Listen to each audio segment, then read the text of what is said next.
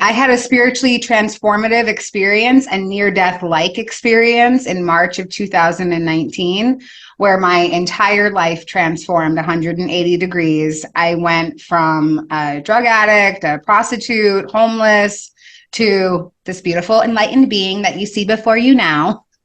Not quite, but yeah, so my whole life just completely transformed from my spiritual experience. Inside of my spiritual experience, I was shown my pre-birth planning. I was shown that I had actually designed my life before I came to Earth, and that I'm a divine spiritual warrior. We all are.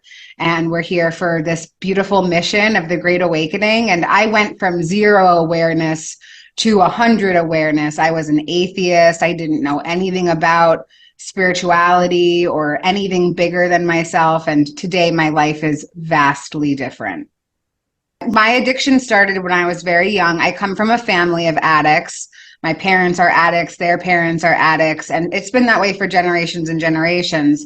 So, that had a lot to do with environment. I would watch my parents when I was young, and I endured a lot of trauma as a child as well.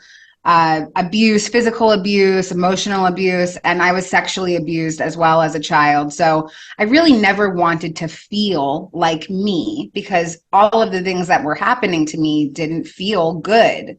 And so I would watch my parents, and whenever they had an emotion, any kind of emotion, whether it was joy and elation or depression and sadness, if they drank something, or if they took a pill, or they smoked something, their whole attitude changed, their whole emotional body changed. And so I took mental notes as a small child. As soon as I can do that, I'm going to do that too, but I'm going to do it better than them. And that's what I tried to do. And so my addiction, it took off at a very young age, like preteen age. And in 2007, my parents, who were both struggling with their own addiction, they made this decision that they had to stop using drugs, that they were sick and tired of being sick and tired. They couldn't live this life anymore. And the only way that they knew to stop using drugs was to die, because that's what they had seen in our lives. They had seen people die from their addiction. And so in 2007, my parents committed suicide together. And I was 23 when that happened. My sister was 18. We found them. And it just enveloped me in this cloak of trauma and victimization. And so my addiction became my parent when my actual parents left Earth. And my addiction was so loud and so comforting. And it said, I'll never leave you. I'll never abandon you like they did. It's me and you together forever. And so my addiction became my guiding star. It became my everything. It came before every relationship, every marriage, every apartment, every job, every family relationship. Nothing was more important than my relationship with my addiction. And yeah, in the end, my spiritual experience happened from a drug overdose. So my addiction even brought me to a different state of reality. It really was my guiding star in my life. Because I was never pronounced dead, and I don't think that I actually died. I think that I just took too many drugs. And, my drug-a-log for the day was at least 6 or 7 different substances. Psychedelics were involved. And so what I experienced was a spontaneous Kundalini awakening. And if you're unfamiliar with what that is, it's okay. So was I. Kundalini energy is described as life force energy. That's how it roughly translates. So I had this life force energy activation where every single one of my chakra systems became activated and online. And I didn't even know what the word chakra was, but I had this rush of energy going up and down me. And as my third eye and my crown chakra opened and activated, it felt like my spirit left my body through my head and started to travel into this space of eternity. And the first part of my experience was what I perceive was like a life review, because I started to experience every emotion that you could ever imagine on earth. I mean, from the pit, the depths of despair and anguish, all the way to unconditional love. And I realized that I was experiencing the events in my life, not only from my point of view, but from other people's point of view. And I caused a lot of harm. We have a saying that hurt people and healed people heal people. Well, I was definitely hurt, and I was taking everybody down with me. And so I caused mountains and mountains of real tangible harm in people's lives. And so I started to experience how they felt when I was abusing them. And then I also felt my parents' suicide, not only from the perspective of a grieving daughter, but I also felt it from their perspective. And that pain that I experienced, I felt like I was drowning. It felt like every cell in my body was covered in concrete and static and spikes. And I thought, okay, I died and this is hell and this is where I am now. That's really what it felt like. And then I started to hear these very familiar masculine voices. And they were saying, you are worthy of all the love in the universe. You are worthy of all the love in the universe. And so I started to follow their voices. And one of the voices was the voice of my father. And another voice was my divine masculine energy. And also a boyfriend that I had that had recently passed away. He was there as well.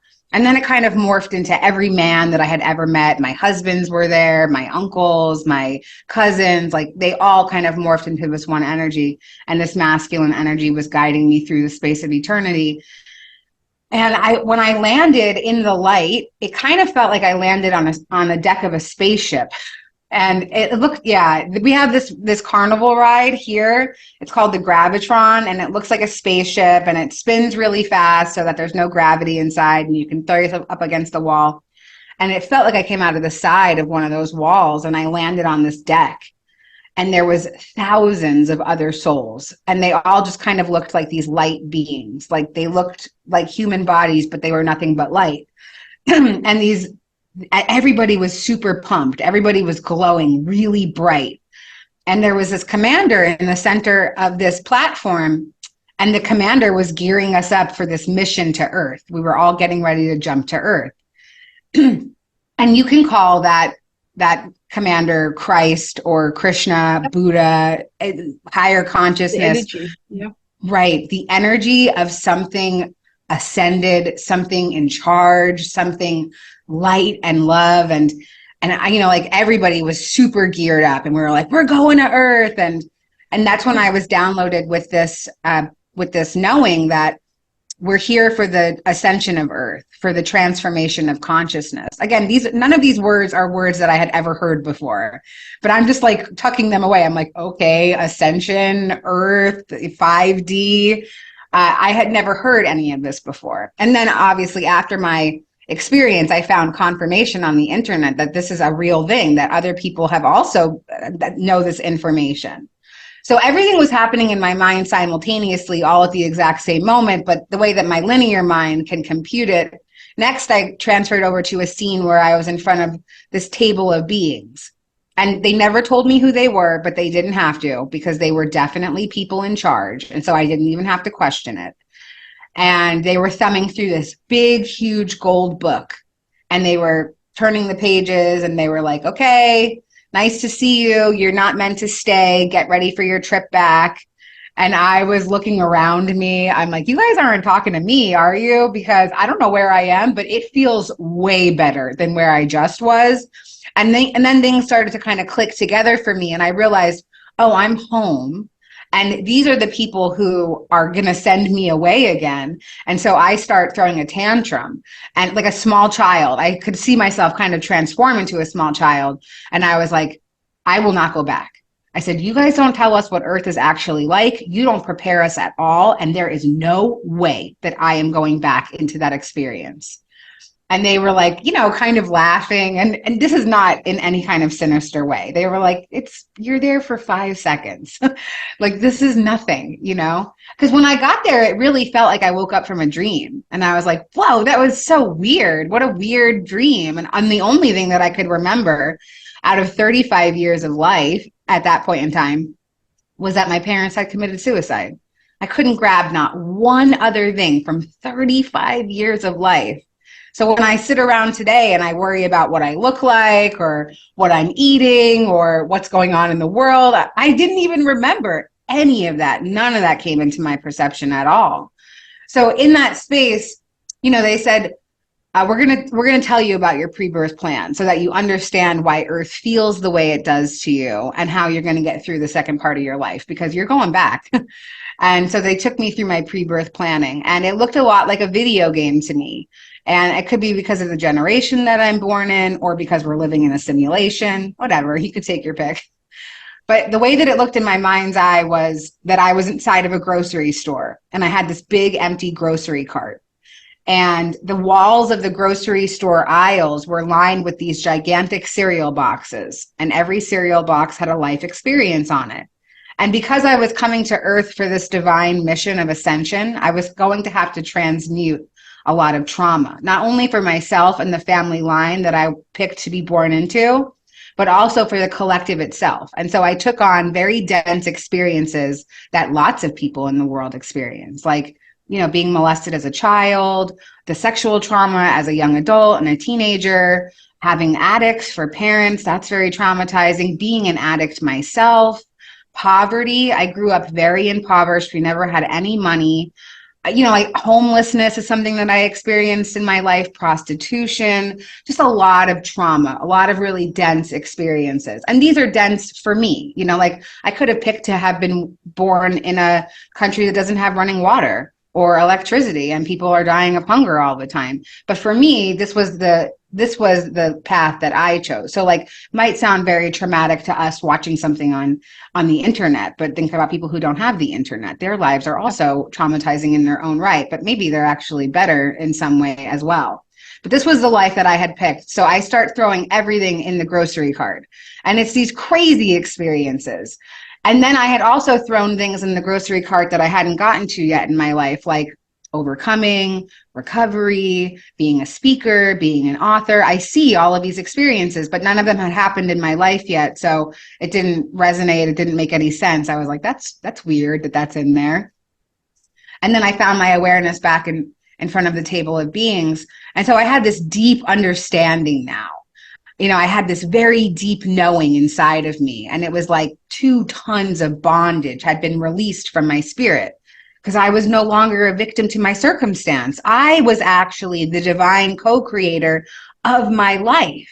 And that feeling of freedom was everything that I had been looking for my whole life, everything that I had been looking for inside of drugs, inside of men, inside of alcohol. What's going to make me feel okay about my life? And this was it, this belief, this knowing that I was downloaded with.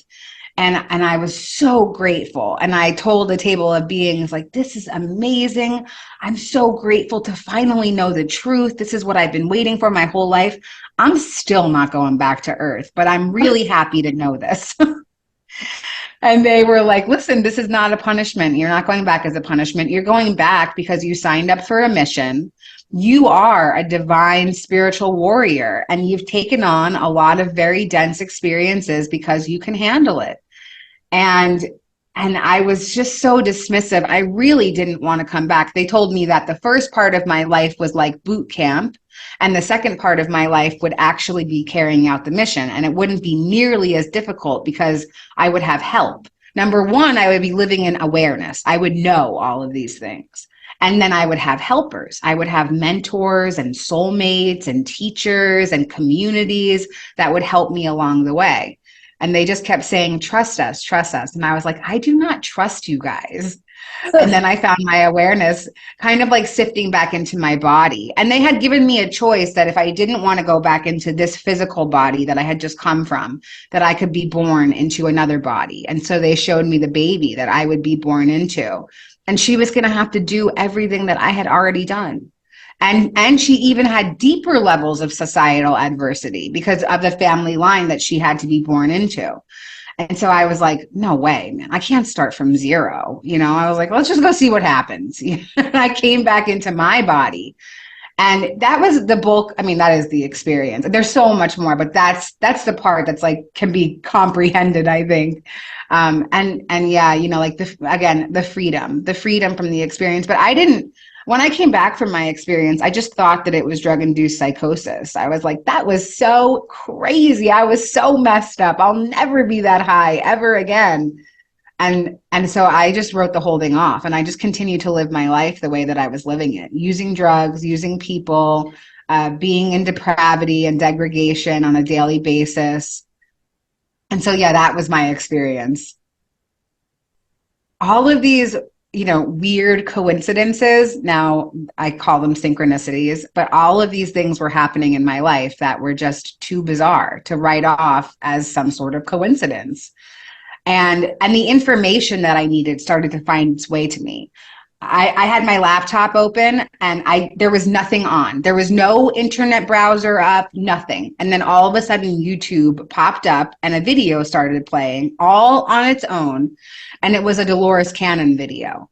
And I swear, every thought that I was having as she was talking, it was like she was answering me. And I was like, this is crazy. This is crazy. There's a woman in the computer. She's talking to me right now. So again, I still think that I'm in psychosis, because I'm like, how could this be happening?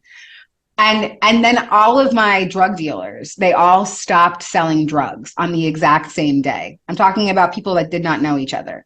These are 10 separate men from 10 different parts of New York City. And they all decided in the exact same day that they were out of the game. So then I had no way to get what I needed. And it was just too obvious to me that something was going on. I also had this very stern internal guidance going on. It wasn't loud. It was just like very authoritative. And it was like, it just kept saying, it's time to do something different. Give up, surrender. And I was just so absolutely adamant that I would not change my life. And then I was in heroin withdrawal. I had an addiction to opiates along with a million other addictions to other substances. But, I had a physical dependency to this one particular drug. And I was on my bed. I was writhing in pain, so sick. I mean, sicker than I had ever been in my 20 plus years of using opiates. And I had this thought, and it was like a mental or spiritual suicide in this moment. And I thought, I know exactly what my parents were going through, because I'm right there. This is it. But I was so sick that I couldn't even get up out of bed and figure out a way to kill myself. I couldn't even go to the kitchen and grab a knife, or, try to take 100 pills or something. I was that sick. And I heard this voice, and it told me to lay down and to count backwards from 10. And so I was in the throes of desperation. I was like, okay, strange voice, whatever you say, please help me. Please make this stop. And I experienced a spontaneous healing. In my mind's eye, as I laid back and I counted down, I saw these two little men.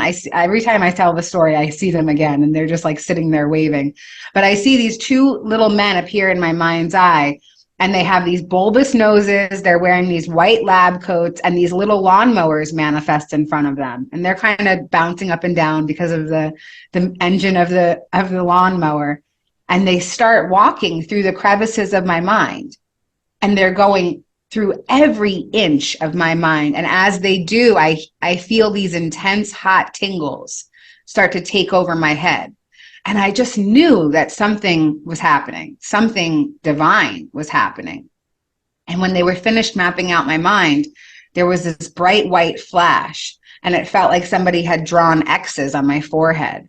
And in that moment, I was instantaneously healed out of day 3 of heroin withdrawal. Moments before, I was sick all over myself, welcoming death, writhing in pain. It feels like in heroin withdrawal, it feels like your bones are on fire and your skin is made of broken glass. And it's so agonizing, because there's nothing actually physically wrong with you, but that's what it feels like. It feels like everything is wrong with you.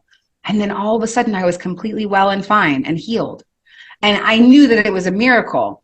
And so, I threw myself out of bed. I threw myself on the floor on my knees. I start praying. I don't know what I'm doing. I've never prayed before. And I just start calling out to the divine. And I say, how could this be happening to me? You could not have picked a more unworthy subject. I don't believe in this. I don't believe in you. Why is this happening? For the contrast of my life, because it's very contrasted. Before my healing and my spiritual experience, I was a drug addict. I was an orphan to suicide. I was a prostitute. I was a liar, a manipulator, a thief. I was a rapist. I was a racist. I was an abuser. Just the bottom of the barrel kind of human being. And here I was, completely loved, covered in grace and healing. And like, you just could not have picked a more unworthy person, you know? So for me, a big part of my experience also is that there's no such thing as condemnation. I lived my life the exact opposite of the way that you'd think that you'd need to have God love you. And God loves me anyway. And so after my experience, I thought, well, number one, I thought that I could go out and heal people. I was like, Jesus loved me and he's given me the gift. So like, now I'm going out. And I went out onto the New York City subway system and I was proselytizing and evangelizing. I was like a homeless crackhead. So I looked crazy. And I was laying hands on homeless people and I was telling them that I could heal them with just my touch. It was very chaotic and insane. And then as the dust started to settle, you know, I found my way into a long-term treatment facility, a drug rehabilitation center. And that's where I stayed there for 1.5 years. And I integrated my spiritual experience, even though I didn't know that's what it was. I just needed to be somewhere safe. And I also needed to figure out how to live life and not use drugs. And so that's what I did. I spent 1.5 years there with this insatiable thirst for knowledge. I read every sacred text. I read everything I could get my hands on about metaphysics and the law of attraction.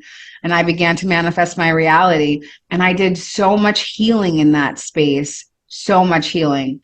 And it was like, you know, on the fast track of healing that I felt every emotion I had ever felt in my whole life. They all flooded in me.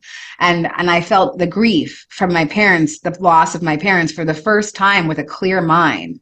You know, they had been dead 11 years when my spiritual experience happened. And I had never really felt the grief because I had been medicating and sedating myself the entire time. So in that treatment facility, I finally felt the tidal wave, the tsunami of grief. And thank God I was somewhere safe, like in an institution, because I wasn't able to go out and drink or use drugs behind those really intense feelings. So that's my shift. I don't know. People didn't want to be around me. I was an animal. I mean, you look at me now and you would never know who I was before because I don't even look the same now. Like something lit up. My spirit came alive for the first time. It was asleep. It was unawakened. It was not activated. And then in the moment of my awakening, I finally became filled with light and joy and spirit. But, you know, at the end of the road with my addiction, I had burned every bridge. I had lost every connection. And the only friends that I had were people that I did drugs with. You know, I have some family members in my life. My cousin, she's my best friend. She's like my sister. And she's been with me through all of it. And she sees the shift in my life. And it was so strange because when I came into spiritual awareness, she started talking about the same things. You know, I would say, what do you think about angels or this and that? And she's like, oh my God, I've been reading about all that stuff too. And I'm like, okay, that's cool. You know, like my inner shift is affecting my outer world. And that's not to say, you know, my actual sister, she has, just because I had some kind of experience or I'm in recovery now doesn't mean that she has openness and forgiveness in her heart for all the harm that I caused throughout our lives. So, you know, like the healing process is not linear and it comes in layers. And so I just take what I can get. I can't do anything about the harm that I caused before. There's nothing that I can do about it. All I can do is be a better person moving forward. And like I shared from my experience, there's no condemnation. So I could have continued living my life the way that I was, and I would still make it back to heaven. Everybody does, because that's who we truly are. We are unconditional love at our core.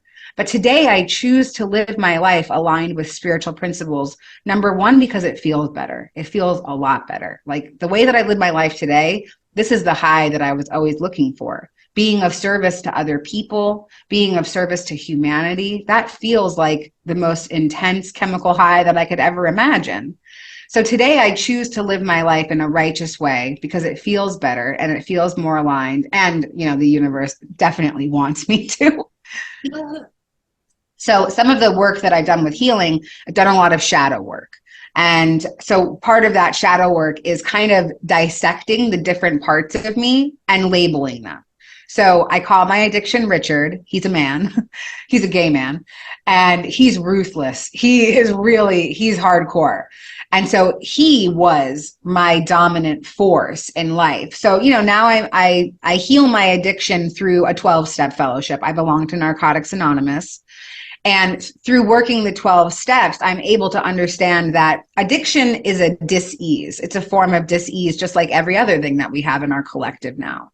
So I'm not responsible for my addiction, and I'm not responsible for the harm that I cause in my addiction. I am responsible for my recovery and what I do moving forward, and how I make amends to the people that I harmed, the collective itself, the world in general. And so that's part of the 12-step process as well. But definitely, whether you want to call it ego or addiction or something lower, that was not me. I mean, it was me for that point in time, and it served a purpose. That's the way that it was supposed to be. I truly believe that. But moving forward, like, I'm stepping into something else. Like, I'm stepping into the light. I'm moving forward that way. So many people say, like, we have to kill the ego. No, you don't. First of all, if you didn't have an ego, you wouldn't be on earth. That's number one. My ego is my human, and I need this vehicle to get through my experience. And there's no bad parts. And I really love, Richard Schwartz has a type of therapy. It's called internal family systems. So it's been brought into the Western world, this kind of shadow work, because that's the way that I perceive it anyway. And it says that there's no bad parts. My addiction is not a bad, malevolent, or evil part of me. It's just a part of me. And my addiction saved me in some ways, because I never could have got through my experiences without being sedated. So, like, I'm grateful for my addiction.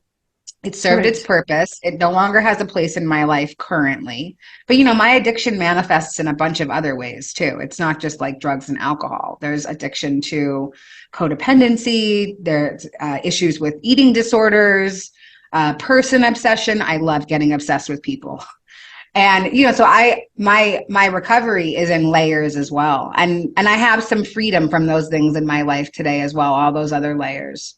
So for me, the idea of pre-birth planning is something that I don't need to go out and preach and teach, because I know it. So I can just keep that awareness inside my mind. Even when I see people going through extreme despair, my first thought is, damn, that soul is brave. Like, that is a warrior. Now, there's nothing that I can do to interrupt the flow of that soul's plan. Like, all I can do is just continue to be the light. That doesn't mean that I preach or teach or proselytize anything. I just be me. And it doesn't mean that I interact with anybody even. Sometimes that's my purpose, is to share my story and to spread this information. But sometimes it's just to listen, or just be present, or just, pray. So I think that when it comes to really big things like poverty and racism and these huge things that are collective, it's really just about holding that idea of unity and healing inside your mind, which doesn't mean that I discount the experience, but it also means that there's not much that we can do. It's kind of up to each individual to heal their own trauma with it. So, yeah. I know that my spiritual awakening was part of my pre-birth plan, but not everybody has signed up for that bucket of ice water and spiritual bricks thrown at your face to wake up. Some people choose the slow and steady spiritual journey. Some people choose to find a spiritual teacher that they feel like that person is speaking the truth. And so they follow that and they awaken that way. It doesn't have to be some sort of profound experience. I think the people that do sign up for that, like maybe they did the slow and steady journey in a previous life, and this time they wanted to have some really impactful experience in this life.